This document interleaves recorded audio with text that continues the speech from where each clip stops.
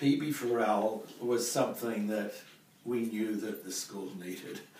It was pretty obvious with the amount of violence in the playground, and the staff were pretty stressed at that stage. And the teacher aides that were involved, we were hiring extra teacher aides to run activities at lunch times and things like this, you know, keeping children engaged, but it was never enough. After that case, we had another child who had started at the school, who came from another school. We actually had a couple, didn't we? And one of them required the wraparound.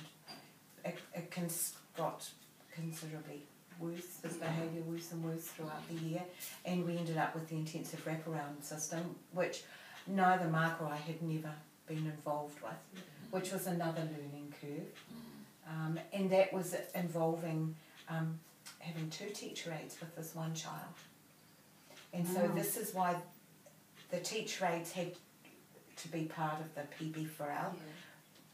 We saw the importance of including them needing PD alongside the staff to get the positive, hopefully, behaviour coming on, which is, I mean, we've just started PB4L last term. True. Oh, okay. So we're in the beginning tier. But this boy with the wraparound service, even though we went to hell and back and the board wanted to get rid of him at one stage and everything, we just kept persevering and persevering. And I must admit, I nearly got to my absolute limit, but he became a success story at an intermediate school that they actually did eventually make some progress. And I think we had a good start in it. Yeah, what we did, and the psychologist, I can't remember what Emma, was wanting. No, it was someone that Emma spoke to me about and said they were wanting to know why he ever why he was even needed to have wraparound. She said, "You don't know what he was like before." Yeah. So that is a success. That is, yeah. So we're getting slowly.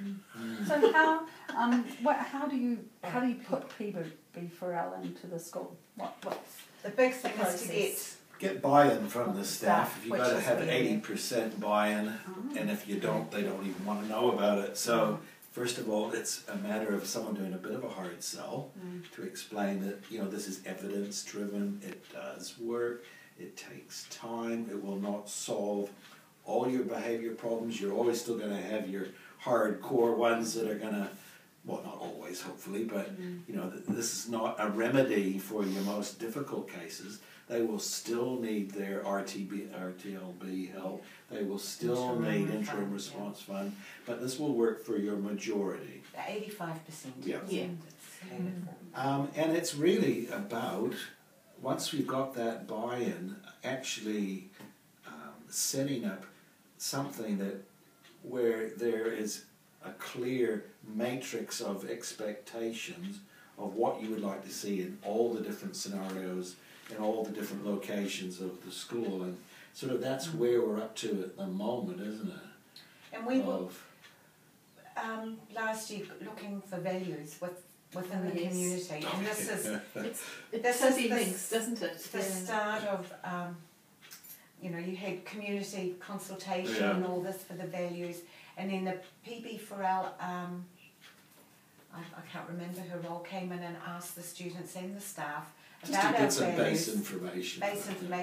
And they were too hard. There were too many. There were too many values, and the children and the staff couldn't remember them all. Yeah. So we have to bring it right back to perhaps three or four, which and we live them literally. And that was devised through the staff to get it right down to basics. So it's showing there's quite a bit of flexibility within the program to meet the needs of your school or your situation, which is a great thing. To make it very simple and achievable. And it's a slow process. We're sort of aware that we need to do it slow and bring everyone on board, because if just a few of us, if it was just me sort of saying thou shalt kind of thing, no one's going to buy into That's it right. for This is long. literally from the office staff to the ground staff to the staff to the school to the parents to everybody. Community. We're still finding it hard lighting the fire underneath everyone, but it will take time, and we've got a few ploys that we're going to try to build enthusiasm. Have you been to the PD sessions yet? Yes, we've been to a number of them. We've got one tomorrow. Yeah. Oh, great. 'Cause So that's how do they work? 3 or 4. How do they? Well, we have a do they parent involved, someone on the board, staff members, also the school secretary, who is very much a part of all the behaviours that go on in the school and incidents. And we're also thinking about getting one of the teacher aides involved to get their buy-in.